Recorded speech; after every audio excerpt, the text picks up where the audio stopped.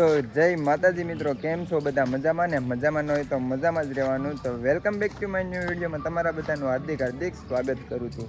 તો પહેલાં તો બધાને જય ખોડિયારમાં. આપણે છે અત્યારે શું કહેવાય કાગવડ ને કાગવડ શું કહેવાય માતાજીના દર્શન કરવા આવ્યા છે ને થોડુંક અહીંનું રહસ્ય એટલે મને જેટલો અનુભવ છે જેટલું છે એટલું કહીશ તમને. ને અહીંની સ્વચ્છતા અને મંદિરના દર્શન ને તમને બધું કરાવું. તમે કન્ટિન્યુ બના રહેજો.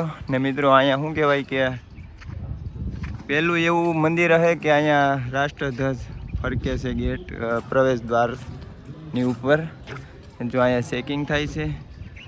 ચેકિંગ થયા બાદ અંદર જવાનું. તો પહેલાં આપણે હવે અહીં પૂગી ગયા તો ચેકિંગ કરી લઈએ બધું ને પછી અંદર જઈએ.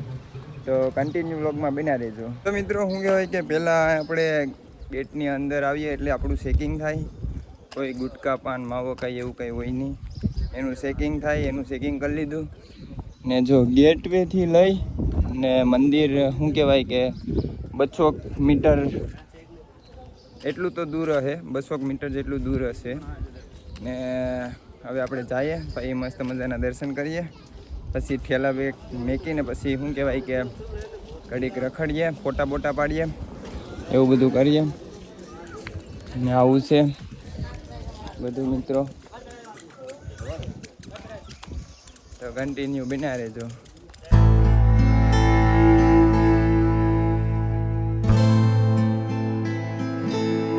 મિત્રો શું કહેવાય કે અહીંયા એટલી સ્વચ્છતા ને મિત્રો કાંઈ ઘટે જ નહીં આખા મંદિરમાં. શું કહેવાય કે કેટલા એકડમાં પથરાયેલું મંદિર છે માં ખોડિયારમાંનું. ને જો અહીંયા ઝાડવાનું સાફ સફાઈ કેટલી મસ્તની છે. તમે અહીંયા શું કહેવાય કે આવ્યા હોય તો કોમેન્ટમાં જય ખોડિયારમાં લખી દેજો. હવે અમે શું કહેવાય કે મંદિરની એક્ઝેક્ટ સામે આવી ગયા છે. જો આ રહ્યું મંદિર. આડે આપણે અંદર જવાનું છે. આ કેના ઝાડવા છે એ જરાક કોમેન્ટ કરી દેજો. મને તો નથી ખબર, તમને ખબર હોય તો.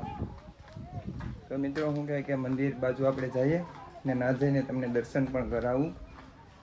ને આખા મંદિરની ફરતી કોઈ લોન પાથરેલી છે મિત્રો.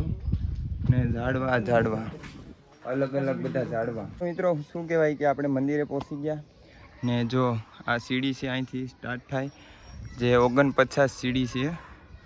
49 સીડી ચડ્યા બાદ તમને મંદિરનો દર્શન થશે, મંદિરના માતાજી ખોડિયારમાંના. ને શું કહેવાય મિત્રો એટલી મસ્ત પવન ને એટલું મસ્ત હરિયાળી ને વેધર ને મિત્રો છે ને કાંઈ ઘટે જ નહીં. જો આખા ઓલામાં લોન પાથરેલી છે. જો હજી અહીંયા કામકાજ ચાલુ છે થોડુંક. હવે બેક શું કહેવાય કે સિનેમેટિક શોટ લઈ લઉં પછી તમને બતાવું ને અંદર જાઉં ખોડિયારમાંના દર્શન કરું.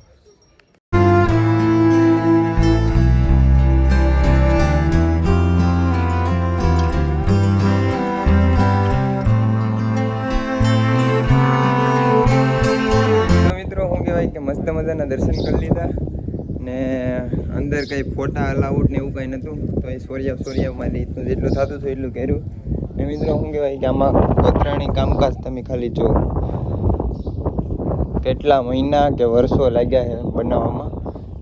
ને આ મંદિર છે ને પટેલ સમાજના લોકોએ બનાવેલું છે. કબૂતરું જો બિચારું ઉડી શકતું નથી અહીંયા એક. એટલું ફરતી ગોળે આ રીતની જ પેન્ટિંગ છે. ને મિત્રો અત્યારે શું કહેવાય કે ભાવિ ભક્તો આવ્યા છે બધા દર્શન કરવા. અમે બે પણ આવ્યા છે. ફરતી ગોળ જો નારેલીઓ ને આવું છે બધું. અહીંયા ગામ કાગવડ તો બહુ દૂર છે પણ મંદિર 3-4 કિલોમીટર દૂર છે કાગવડ ગામથી. આખા મંદિરમાં કોતરે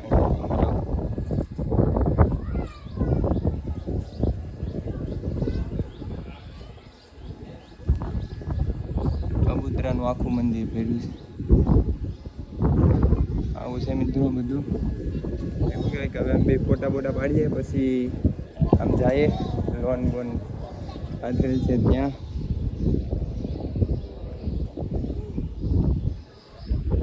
અંદર ફોટા અલાઉડ છે મિત્રો. અંદર કાંઈ ફોટા બોટા પડતા નથી.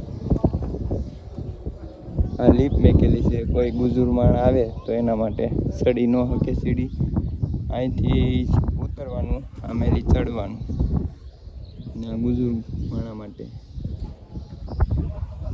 મિત્રો શું કહેવાય કે અહીંયા આપણે બે ફોટાને પાડી લઈએ ને જો આ ગાડી છે ને બુઝુર્ગ માણા હોય ને હાલી ન શકતા હોય એ બધા માટે છે. એક ગાડી નથી, લાડ બધી ગાડી છે.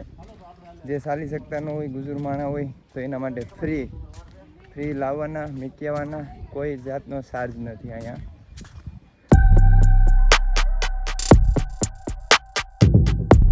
મિત્રો શું કહેવાય કે જે આ બનાવેલા છે એ સ્પેશિયલ શું કહેવાય કે ભાવિ ભક્તો માટે બેસવા માટે. જો એ ગેટવેથી ચાલુ થાય કે ફરતી કોર મંદિરની છે, ફરતી કોર મંદિરની છે. અલ્પાહાર નાસ્તા ઘર. અહીંયા શું કહેવાય કે મિત્રો બધું મળી રહી. શાક ગાંઠિયા, ભજીયા, સેવ, પકોડા, બીજા ઢોસા બધું મળી રહી અહીંયા. શા ઘર. અહીંયા મિત્રો ફી શા જેટલી પીવી એટલી ભાવિ ભક્તો માટે. 24 કલાક શાનું ટેન્ટ ચાલુ જ હોય અહીંયા. ને આ બેઠવાની એની સુવિધા.